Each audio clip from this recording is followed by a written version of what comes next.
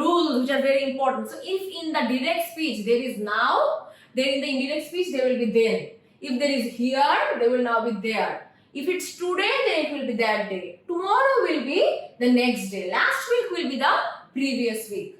So we will also be looking at a few examples as well.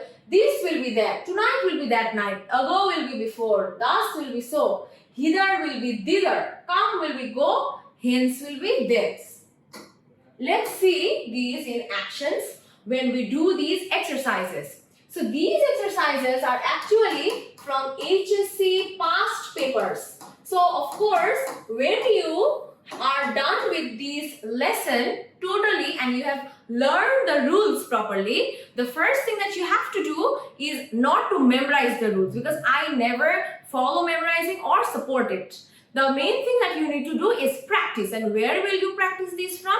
From past papers of your HSC question. So this is a past paper from HSC question and I am now converting it into indirect speech. In the same way, you may have a few passages in your question. There will be one passage just like this, and then the teacher will tell you to convert it into indirect, or if there is an indirect speech, the teacher will be telling you to convert it into direct speech. So in this case, let's look at this question first. My sons, listen to me. So you understand that from the very beginning, it is what? It is a dialogue. So my sons, listen to me. A great treasure lies hidden in the land. So who is actually saying this? We don't know.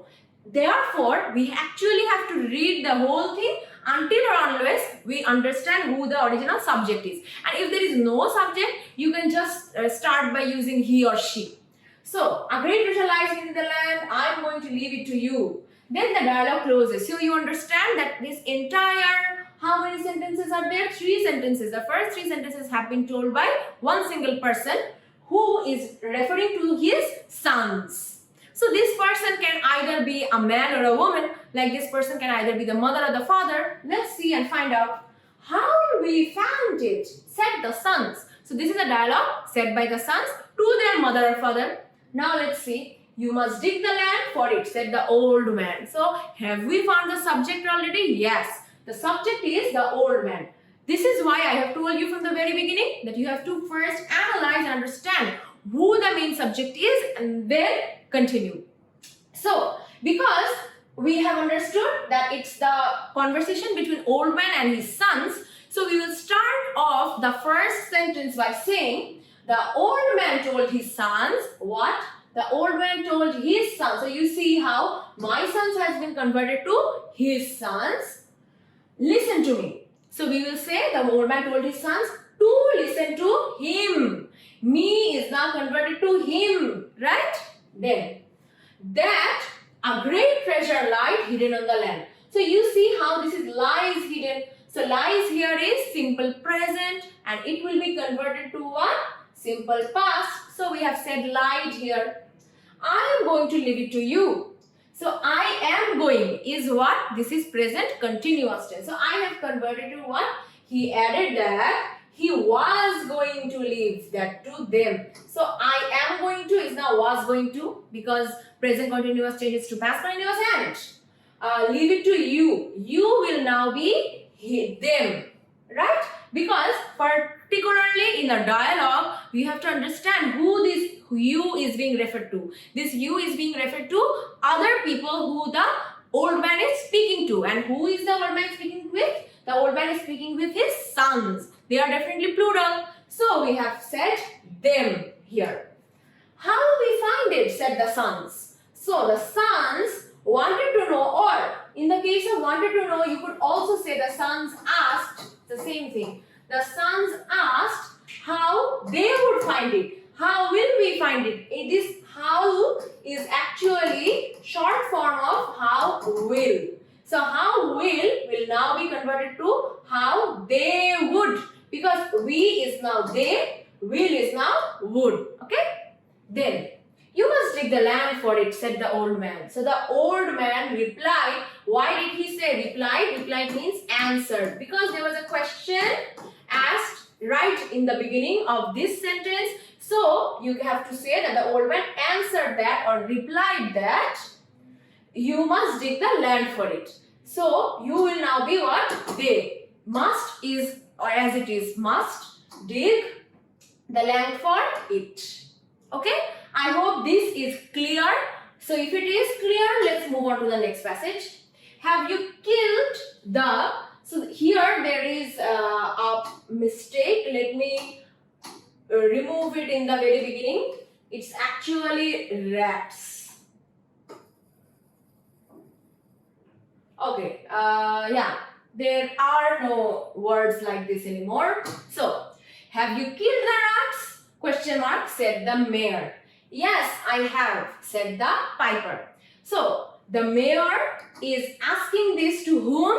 Said the mayor is having a conversation with the piper. So, the mayor asked, because it's a question, so you will not say said like here. We will be saying asked. The mayor asked the piper, have you killed the rats? Will now be if he had killed the rats. So, why is there had killed? Because previously there was have killed, which is present perfect tense, and now there will be past perfect tense. Yes, I have, said the piper. So, piper replied in the affirmative. So, why did we say in the affirmative? So, we have to understand that in the direct speech, if there is yes, saying that yes, then we will be saying in the affirmative. In the direct speech, if there is no, then we will say in the negative. Okay? So, in the direct speech, if someone says no, we will say in the negative. If it's here, he has said yes. So, we have said in the affirmative that he had. So, yes, I have. Have is now converted to had. Give me the promised money. So, give me the promised money. Who has said it? The mayor has said it, right?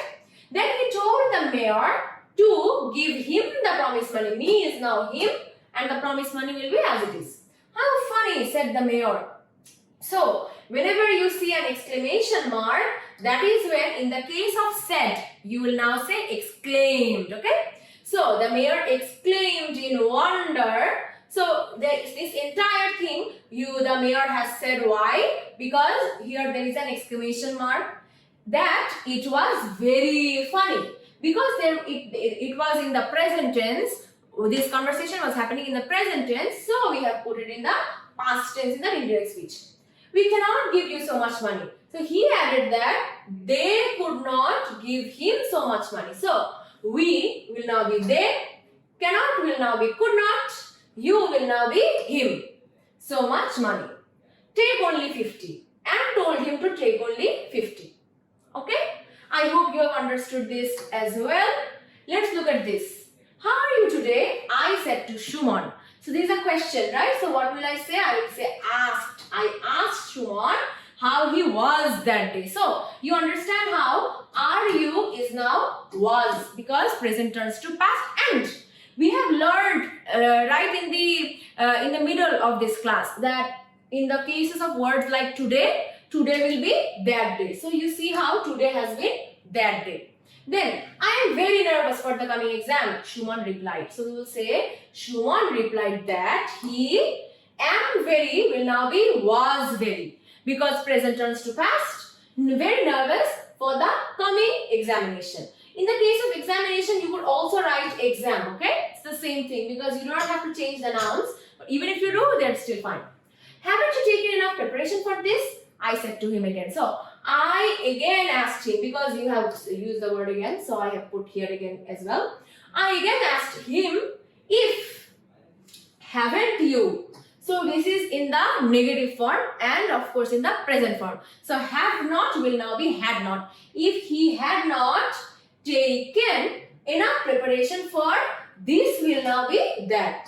So we have understood the use of changes of time as well. Yes, I have, but I am in a fix. What does the word I am in a fix mean? I am in a fix means I am puzzled or I am confused as to what might happen in the future, alright? So yes, I have, but I am in a fix. Let me read now, says Shumon.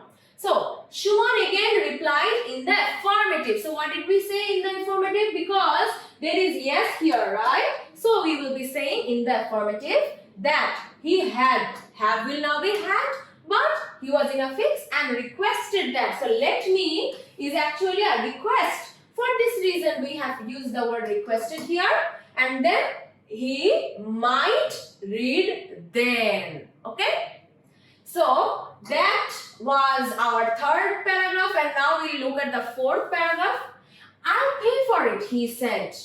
So we will be saying that he said that he would pay for it, because I'll is actually I will, and will be converted to would. I broke it. I brought the axe down careless.